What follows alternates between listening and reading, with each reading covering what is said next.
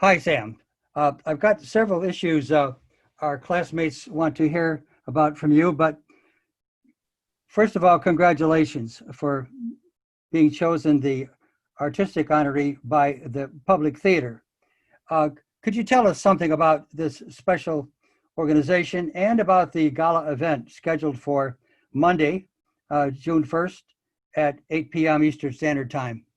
Well, let me do a pitch for everyone who sees this to please tune into the gala. The list of celebrities is as long as your arm, and it should be an interesting show. But the main reason, and of course, if you want to send them gobs of money, they'll be very grateful. But the main reason is that the theaters, this is shades of Shakespeare's time.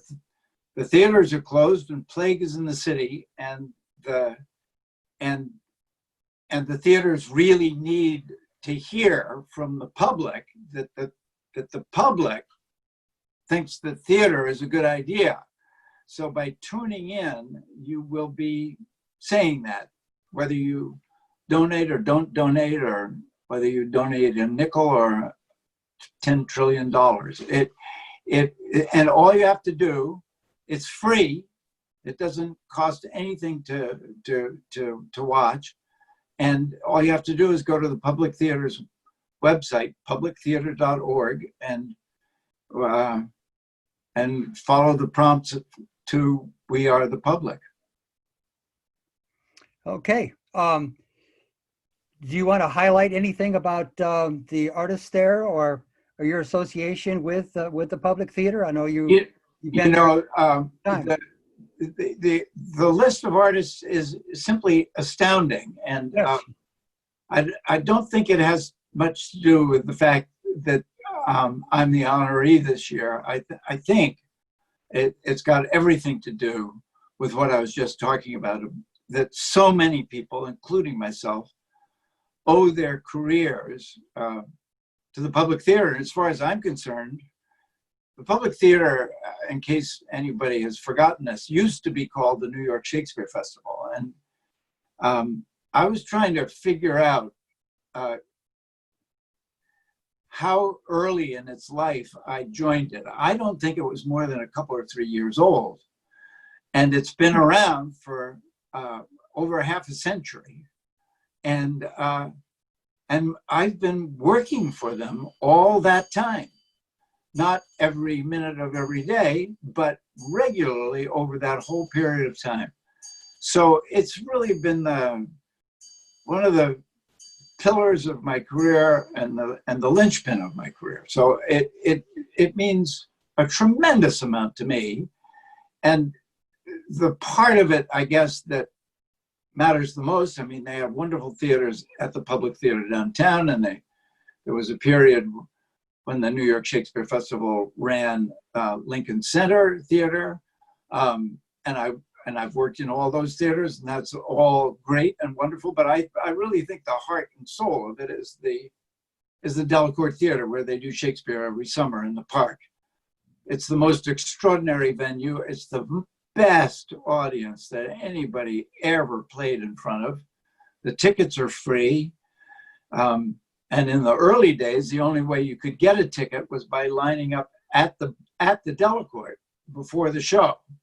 And so people would line up at the Delacorte before the show, starting, at 10 o'clock in the morning. They would bring breakfast, lunch, and dinner, and they would be there when I was riding my bike to the theater to go to work, and you'd be riding your bike by this line of people seated on the park benches waiting to get in. And they'd be saying, be good tonight. We've been here all day. We're counting on this. It was great. And it is great. It's a fabulous thing, and it needs to live, and it needs support to live. So that's what this whole evening is about. They usually have a gala in the park just before a show. They have a big dinner, and it's one of the places that they turn to every year to make a substantial part of their budget. So this is a big deal. So I'm really glad to be here to talk about it.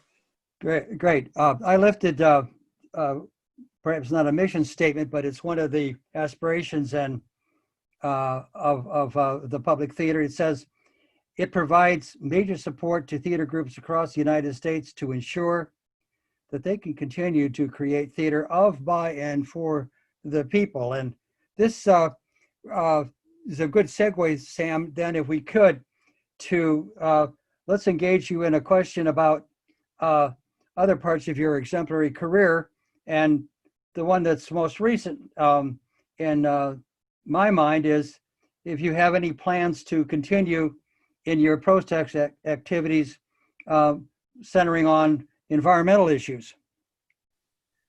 Well, I've been a member of the board of Oceana for a number of years, and that's where most of my energy and time has gone in support of environmental issues. But anybody who doesn't think that this is the crucial question of our time, and I say that in the face of everything that's going on in the United States today, because even those things, even the unconscionable racial separation that still exists in this country, even the horror of the pandemic, are within the issues of the environment.